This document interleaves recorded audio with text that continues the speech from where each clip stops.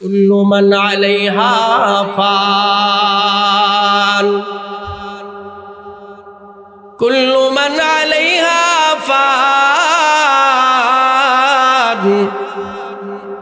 ওয়া ইয়াবকা ওয়াজহু রাব্বিকা যিল জালালি ওয়াল ইকরাম। আল্লাহ বলেন, আসমান জমিনের মধ্যে যা আছে সব ফান ধ্বংস হয়ে যাবে, এমনকি যে আজরাইল মানুষের জান কবজ করে তার মরণ আছে না নাই? আজরাইল যখন সমস্ত পৃথিবীর মানুষের জান কবজ করা শেষ করবে, আল্লাহ বলবেন, আজরাইল আর কে বাকি আছে? আজরাইল বলবে, আল্লাহ শুধু আপনি আর আমি বাকি ছাড়া আর কেউ নাই।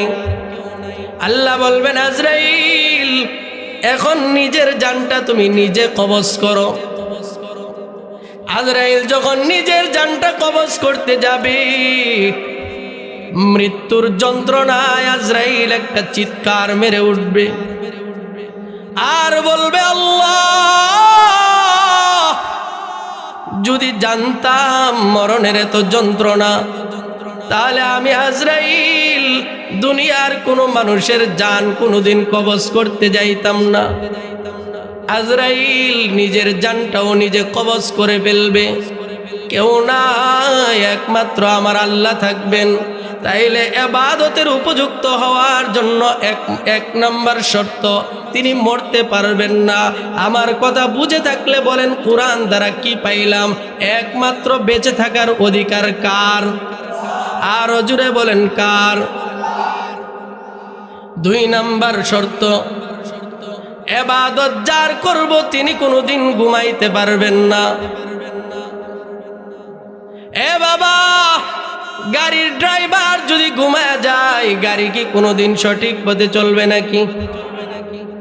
এখান থেকে নরসিংদী রওনা দিয়েছেন, আরশিনগর যাইতে আর মাত্র 2 মিনিট বাকি। ড্রাইভার যদি বলে, এতক্ষণ আপনারা আরাম করছেন, এখন আমি ঘুমাই, গাড়ি স্টেশনে যাবে তো কেন?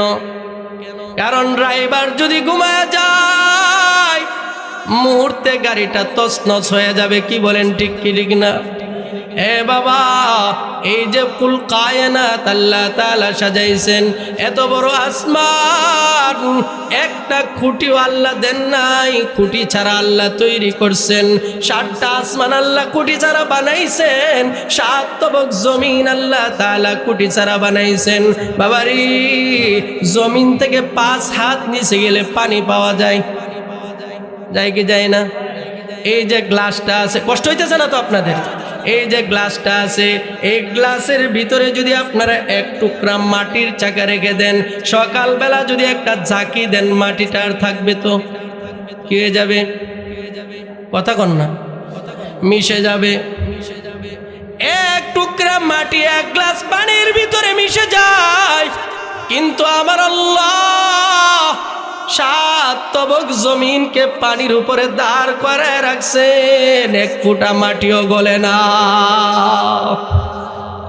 এ বাবা, সাধারণ একটা গাড়ি যদি ড্রাইভার ঘুমায় গেলে ধ্বংস হয়ে যায়, অ্যাক্সিডেন্ট হয়ে যায়, আমার আল্লাহ পুরা পৃথিবীটাকে দাঁড় করে রাখছেন। আমার আল্লাহ যদি ঘুমায় যায়, তাইলে পৃথিবী স্থির থাকবে নাকি? কথা কোন থাকবে নাকি? তাইলে যিনি আল্লাহ হবেন, যিনি মাবুদ হবেন, যার ইবাদত করা হবে, তার 2 নাম্বার যোগ্যতা লাগবে, তিনি কোনোদিন ঘুমাইতে পারবেন না। কথা কোন ঠিক কি ঠিক না? এ বাবা, এখন আমার দেশে আল্লাহ ছাড়া আমি যদি কাউকে আল্লাহর সমকক্ষ মানি, দেখতে হবে ওই লোকটা ঘুমায় কিনা, দেখতে হবে ওই লোকটা মরে কিনা। বাবারে, দুনিয়ার যত বড় হুজুর হোক, পীর হোক, যাই হোক, সবার মরণ আছে না নাই? কথা কোন? সুতরাং আমার আলোচনা বুঝে থাকলে বলেন, যার মরণ আছে, যার ঘুম আছে, কোনোদিন সে খোদার সমান হতে পারে নাকি? আরো জুড়ে বলেন, পারে? আমার আল্লাহ মাবুদ হওয়ার জন্য 2 নাম্বার শর্ত হলেন উনি ঘুমাইতে পারবেন না। এখন কোরআনের মধ্যে খুলে দেখেন, আমার আল্লাহ স্পষ্ট বলে দিয়েছেন, আয়াতুল কুরসির শুরুতে আল্লাহ তাআলা বলেন, আল্লাহু লা ইলাহা ইল্লা হুয়াল হাইয়ুল কাইয়্যুম লা তাখুযুহু সিনাতুন ওয়ালা নাওম। আমার আল্লাহ বলেন তার কোনোদিন ঘুম আসে না, ঘুমের ভাবও আসে না। ঘুমের ভাব কোনটারে কয়? উঙ্গানি। উঙ্গানি বুঝেন না? আল্লাহ ঘুমায়ও না, ঘুমের ভাব উঙ্গানিও আসে না। তাইলে মাবুদ হওয়ার যে 2 নাম্বার শর্ত, এটাও কার মধ্যে পাওয়া গেল? জুরে কোন না, কষ্ট হইতেছে নাকি? 3 নাম্বার শর্ত, যেটা হলে মাবুদ হওয়া যায়। 3 নাম্বার শর্ত হলো, যিনি মাবুদ হবেন তিনি কোনোদিন দুনিয়ার কোনো আসবাবের প্রতি মুখাপেক্ষী হতে পারবেন না। যেমন আমি এখানে বয়ান করতেছি বৈশা, এখন চেয়ারটা যদি না থাকে আমি কি এতটুকু উঁচাতে থাকবো না পড়ে যাব? এই যে গ্লাসটা, এখানে কি আমি না ধরে রাখলে কোনোদিন থাকতে পারবে না পড়ে যাবে? তাহলে মাবুদ যিনি হবেন ওনার শর্ত হলো কোনো আসবাবের দিকে তিনি মুখাপেক্ষী হতে পারবেন না, সব কিছু তার মুখাপেক্ষী হবে, তিনি কারোর মুখাপেক্ষী হবে না। এই যে আমি বসে থাকার জন্য চেয়ারের মুখাপেক্ষী কিনা বলেন না কেন? সুতরাং বোঝা গেল আমার মধ্যে মাবুদ হওয়ার কোনো যোগ্যতা নাই। মাবুদ যিনি হবেন ওনার মধ্যে এমন যোগ্যতা থাকতে হবে, তিনাকে যদি কেউ কিছু করতে চায় উনি যাতে প্রতিহত করতে পারে, দুনিয়ার কোনো আসবাবের প্রতি তিনি মুখাপেক্ষী হবেন না। বুঝছেন নি আমার কথাটা? তাইলে এখন আসেন এই গুণটা তালাশ করে দেখি, অমুখাপেক্ষিতার গুণ কার মধ্যে পাওয়া যায়। আমরা রিসার্চ করে দেখলাম পৃথিবীতে অন্য ধর্মের যত দেব দেবী আছে এই সবগুলো দুনিয়ার আসবাবের মুখাপেক্ষী। এই যে মূর্তি আমরা বানাই কি দিয়া? কথা কন না, কি দিয়া? মাটি, খের, বাঁশ, ঠিক আছে না হুজুর? এগুলো দিয়ে আমরা মূর্তি বানাই। এখন এই মূর্তিগুলো হইতে বাঁশের মুখাপেক্ষী কিনা? কথা কন না। খেরের মুখাপেক্ষী, মাটির মুখাপেক্ষী, এগুলো ছাড়া হয় না। আবার এগুলো নিজে নিজে দাঁড়ায়ও থাকতে, এই ব্যাপারে উদাহরণ তো আপনারা জানেন, আবু জাহেল কুলের মধ্যে এক মূর্তি লিয়ে ঘুরতেছে, তো রাস্তার মধ্যে যাওয়ার পরে তার ধরছে ফসরাব। এখন ক্ষুদার এলে ফসরাব করে কেমনে? তার মনে চিন্তা, ক্ষুদার এলে ফসরাব করলে তো ক্ষুদায় দেখে লাইব, এই জন্য চিন্তা করলো মূর্তিটা থুইয়া এরপরে গিয়ে ফসরাব করি। তো মূর্তিটা ক্ষুদাটারে যে গাছের লোকে ডেলান দিয়া দাঁড় করাইছে, ক্ষুদা তো নিজে দাঁড়াইতে পারে না, এটা যখন ডেলান দিয়া দাঁড় করাইছে কুত্তা দেখছে এটা খুব সুন্দর দেখা যায়, তো কুত্তা গিয়া সুন্দরভাবে মূর্তির গায়ে ফসরাব শুরু করছে।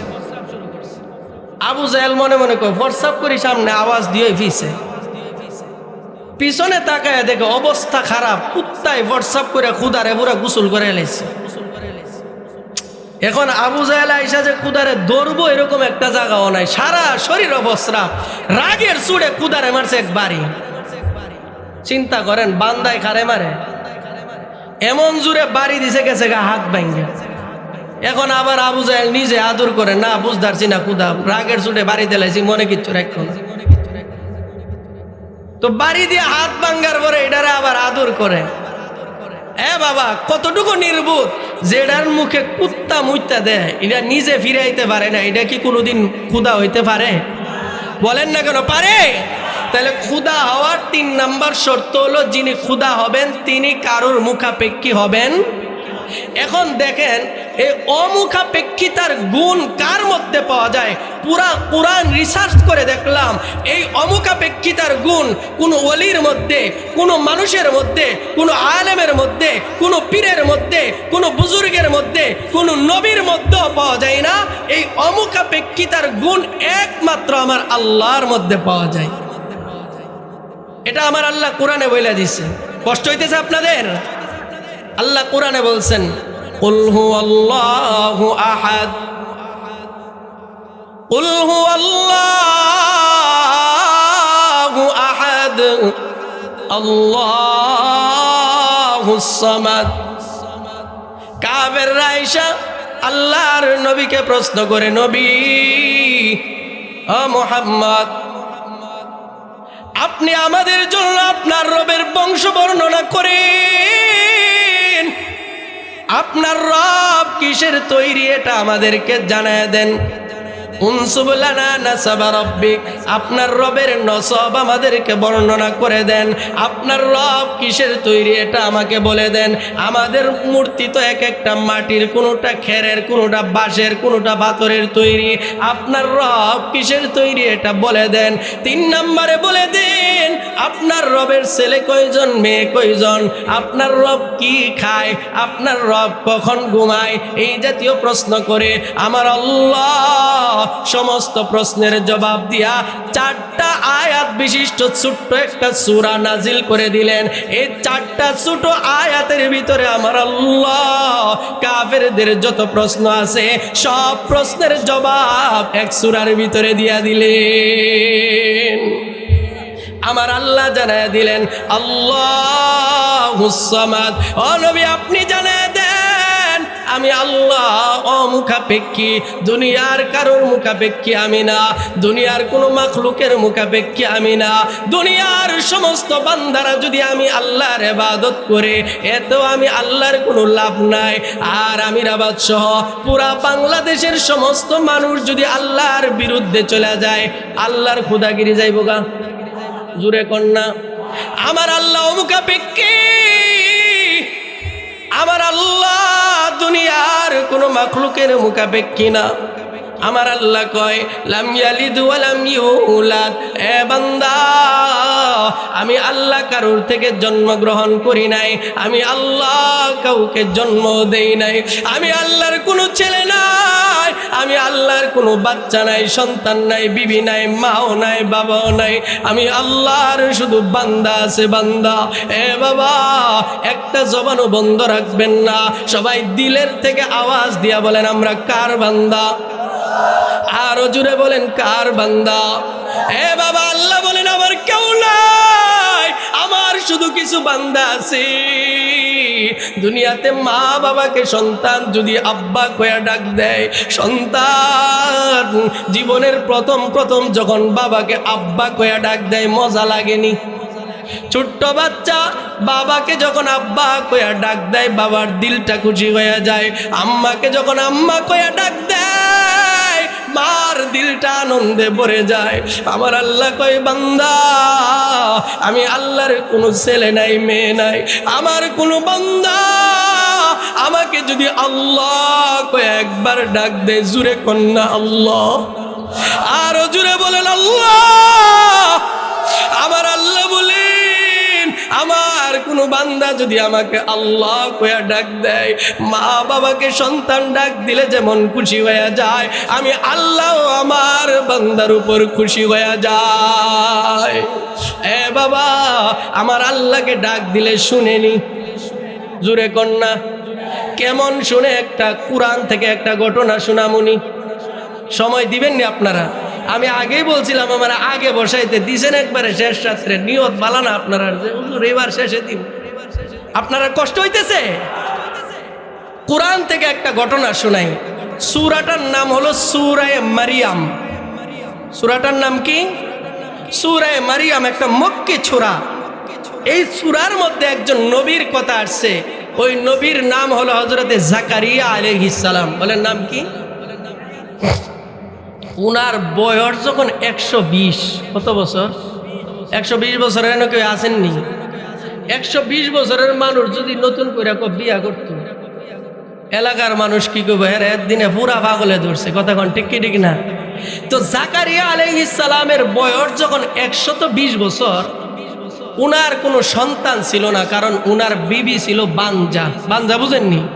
যার বাচ্চা কাচ্চা হয় না, তো বিবি বানজা। দেখবেন শেষ বয়সে কিন্তু মানুষ সন্তানের জন্য পাগল বেশি হয়, কারণ পানি আইনা দেওয়ার কোনো লোকও নাই। দোকানতে যে সিগারেট আইনা দিব এটাও হওয়া যায় না, কথা কোন ঠিক কি ঠিক না? এখন সিগারেট তো কোনো মূল্যারে দিয়ে আনানো জানা, বেচো পরে হুইত্যা খাওয়ার ভাও নেই, কথা কোন ঠিক কি ঠিক না?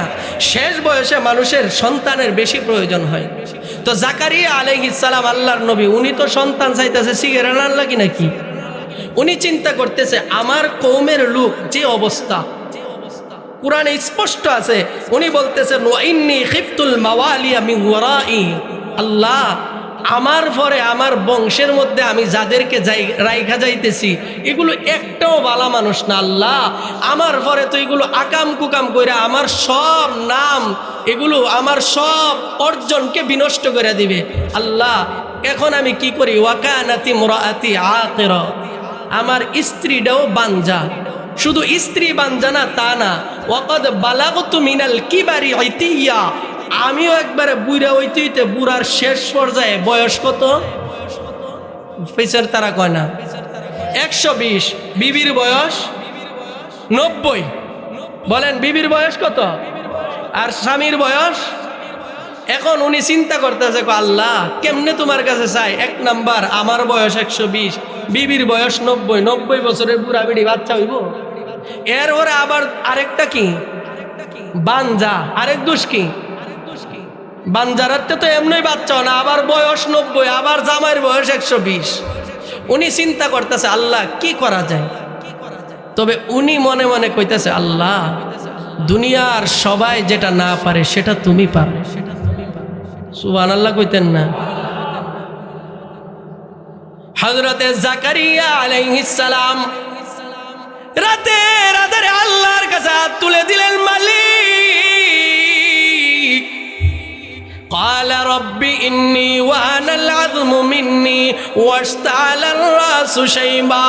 হযরত জাকারিয়া আল্লাহর কাছে হাত তুলে বলেন আল্লাহ শরীরের হাড়গুলো দুর্বল হয়ে গেছে, হাড্ডিতে কোনো শক্তি পাই না আল্লাহ, ওয়াশতা'আল আর-রাসু শাইবা, মাথার চুলগুলো একেবারে সাদা হয়ে গেছে, ওয়ালাম আকুম বিদুআইকা রাব্বি শাকিয়া, তবে মালিক একটা ভরসা অন্তরে আছে, জীবনে কোনোদিন তোমার কাছে কোনো চায়া আমি ব্যর্থ হই নাই। সুবহানাল্লাহ জুরে কোন আল্লাহ মাথার চুলো সাদা, হাড্ডিগুলো দুর্বল, একটাই শক্তি তোমার দয়া ছাড়া আর কিচ্ছু নাই আল্লাহ, একটা সন্তান আমাকে দান করেন, ইয়ারিসুনি ওয়া ইয়ারিসু মিন আলি ইয়াকুব, এমন একটা সন্তান দিয়া দেন যে আমি দুনিয়া থেকে চলে গেলে আমার ওয়ারিস হবে।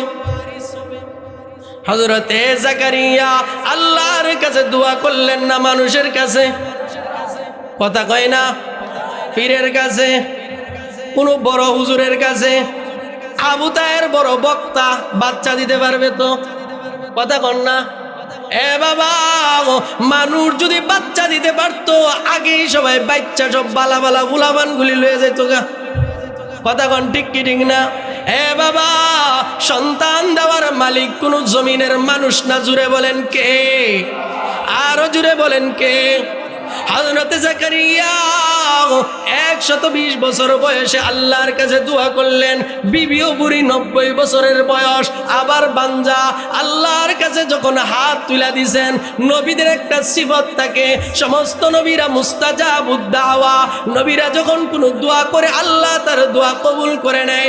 হযরত জাকারিয়া আল্লাহর কাছে দোয়া করে ফেলছে, আল্লাহ জাকারিয়ার দোয়া এমন ভাবে কবুল করছে, আমার আল্লাহ কয় জাকারিয়া তোমাকে শুধু সন্তান দিব তা না, তোমার সন্তানটার নাম আমি আল্লাহ নিজে রেখে দিলাম। আল্লাহু আকবার বলেন না? শুধু সন্তান দিছে না, সন্তানের নামটাও কে রেখে দিছে? আল্লাহ কোরআনে বলেন, ইয়া জাকারিয়া ইন্না নুবাশশিরুকা বিগুলামিন ইসমুহু ইয়াহইয়া। হে জাকারিয়া, একটা সন্তানের সুসংবাদ তুমি শুনে নাও, ইসমুহু ইয়াহইয়া, যেই সন্তানটার নাম আমি আল্লাহ নিজে রেখে দিলাম, তার নাম হলো ইয়াহইয়া। সুবহানাল্লাহ কইতেন না? শুধু সন্তান দিছে না, নাম সহ রাইখা দিছে। যখন সংবাদ লয়ে এসে ফেরেশতা, জাকারিয়া আলাইহিস সালাম আশ্চর্য হয়ে গেছে। উনি তো দোয়া করছে, কিন্তু উনার মনে মনে ইয়া ছিল আল্লাহ দেয় কি না দেয়। যখন ফেরেশতা সংবাদ নিয়ে আসছে, উনি বলে ক্বালা রাব্বি আন্না ইয়াকুনু লি গুলাম। মানুষ অনেক সময় কিছু পাইলে আনন্দ আত্মহারা, আরে এটা কেমন হইল, বলে কি বলে না? জাকারিয়া আলাইহিস সালাম যখন শুনছে ওনার বিবির পেট থেকে বাচ্চা হইব, উনি বলে রব্বি আন্না ইয়াকুনু লি গুলাম, আল্লাহ আমার বাচ্চা কোত্থেকে হইব, আমার বিবি তো বাঞ্জা। আমার আল্লাহ কয় জাকারিয়া তুমি চাইছো, আমি আল্লাহ তো বাঞ্জা বুঞ্জা বুঝি না, আমি আল্লাহ তো মা ছাড়া বাবা ছাড়াও বাচ্চা দিতে পারি। সুবহানাল্লাহ। রাস্তে কইন মহিলা ব্যান্ডেল গেলে পর্দার খেলা হইব, জুরে কোন না সুবহানাল্লাহ। আল্লাহ মা বাপ সারা দিতে পারে কিনা? এই ওয়াজের দিকে গেলে লম্ব হয়ে যাইব। অনেক কষ্ট দেলাইছি, রাগ করছেন আপনারা? এ বাবা, তাইলে ক্ষুধা হওয়ার জন্য যে তিনটা শর্ত, তিনটা কার মধ্যে আছে? জুড়ে বলেন কার মধ্যে? এই জন্য আমি যে বলছি প্রথমে যে দুইটা বিষয়ের ফাইসালা আল্লাহ করে দিছেন। এক নাম্বার ফাইসালা, জমিন আল্লাহর, ইবাদত চলবে আল্লাহর। এই ইবাদত আল্লাহর কেন করব, এই কারণটা বুঝছেননি? কথা কোন বুঝছেননি? এই ওয়াজটা আরেকজনের করতে পারবেন ইনশাআল্লাহ। কে কে পারবেন হাত তুলি দেখি। মাশাআল্লাহ, আল্লাহ আমাদেরকে তৌফিক দাও, বলেন আমিন। ওয়াজ মুখস্থ করে নিয়ে যাবেন। আরেকটা ফাইসালা এটা বলবো নি। দুই নাম্বার ফাইসালা একেবারে সংক্ষেপে 5-6 মিনিটে বলে আমি শেষ করতেছি। আল্লাহ বলেন দুইটা বিষয়ের ফাইসালা আমি আল্লাহ আসমান থেকে করে দিয়েছি, যেই দুই ফাইসালার মধ্যে কোনোদিন পরিবর্তন হবে না। এক নাম্বার ফাইসালা জমিন আল্লাহর, ইবাদত চলবে আমি আল্লাহর। দুই নাম্বার ফাইসালা ওয়াবিল ওয়ালিদাইনি ইহসানা, এ দুনিয়ার বান্দা আমি আল্লাহর ইবাদতের পরে মা বাবার উপর তুমি দয়া করো। বাবারে, এই দুনিয়াতে আমার আল্লাহ আমাকে পাঠানোর পরে আমার উপরে সব চাইতে বেশি দয়া আমার মা বাবার। কথা কোন ঠিক কিনা? এ বাবা, সন্তান যদি কালো হয় মা বাবার কাছে সন্তানটা সুন্দর। সন্তান যদি ল্যাংড়া হয় তার কাছে এই সন্তানটা আসমানের চাঁদের মতো। কি বলেন ঠিক কিনা? সন্তানটা যদি দুষ্ট হয় মা বাবা দিনের বেলা বলে তোর মতো সন্তান আমার লাগবে না, কিন্তু রাতের বেলা সিজদায় গিয়ে বলে মালিক আমার সন্তানটারে তুমি হেদায়েত দিয়া দাও। বাবারে, একটা সন্তানের প্রতি সবচেয়ে বেশি দয়া থাকে মা বাবার। কি বলেন ঠিক না? এই জন্যই তো আমার আল্লাহ মা বাবার জন্য শুধু দোয়া করতে বলেন নাই, আল্লাহ তাআলা কি দোয়া করবে, কেমনে করবে সব শিখাইয়া দিছে। আমার আল্লাহ নবীকে জানায়া দেন, নবী আমার উম্মতকে শিখাইয়া দেন আমার উম্মত কেমনে তার মা বাবার জন্য দোয়া করবে। পড়েন আমার সাথে, ওয়াকুর রাব্বিরহামহুমা কামা রাব্বায়ানি সগীরা। আমার আল্লাহ মা বাবার জন্য দোয়া শিখাইয়া দিছে। এরে বান্দা তুমি দোয়া করো, আল্লাহ আমার মা বাবার উপর তুমি দয়া করো। কামা রাব্বায়ানি সগীরা, যেভাবে মা বাবা ছোট অবস্থায় আমার উপর দয়া করছে। বাবারে, ছোট অবস্থায় মা বাবা আমার উপর কেমন দয়া করছে বলবো নি? রাগ করতেছেন? মা বাবা কেমন দয়া করছে। একটা সন্তান যখন মায়ের পেট থেকে আসে মায়ের কষ্ট হয় কি হয় না? এ বাবা, এমন কষ্ট হয় ডাক্তাররা বলে পৃথিবীতে মৃত্যুর পরে সব চাইতে বড় কষ্ট হলো প্রসব বেদনা। বাবারে, দুনিয়াতে এমন কোনো ব্যথা নাই যে ব্যথাটা প্রসব ব্যথার চাইতে বেশি। এমন ব্যথা হয়। একজন আলেম আমার কাছে বলতেছে, হুজুর আমার বিবির যখন বাচ্চা হয়েছে আমি তাকে জিজ্ঞাসা করলাম তোমার কেমন কষ্ট হয়েছে? বিবির চোখের পানি ছেড়ে দিয়ে বলে আমি বলতে পারবো না কেমন কষ্ট আমার হয়েছে, বলার ভাষা আমার নাই। এ বাবা, মায়ের গর্ভ থেকে কলস কলস রক্ত বের হয়, মাটি কামড়ে ধরে রাখে, ব্যথার জন্য মা ছটফট করে। বাচ্চাটা যখন দুনিয়াতে আসে কোনো খাবার নাই, দুনিয়ার কোনো খাবার খাওয়ার যোগ্যতা তার নাই, একমাত্র মায়ের দুধ। বাবারে, বাচ্চাটাকে দুধ খাওয়ানোর জন্য সারা রাত মা জায়গা থাকে, ঘুম নাই, ঠিক মতে খাবার নাই, ভালো কোনো বিছানায় ঘুমাইতে পারে না, একটু পরে পরে প্রস্রাব করে দেয়। এ বাবা, এই শীতের রাত তোমার কাপড়ে যদি একটু পানি পরে কষ্ট লাগে কি লাগে না?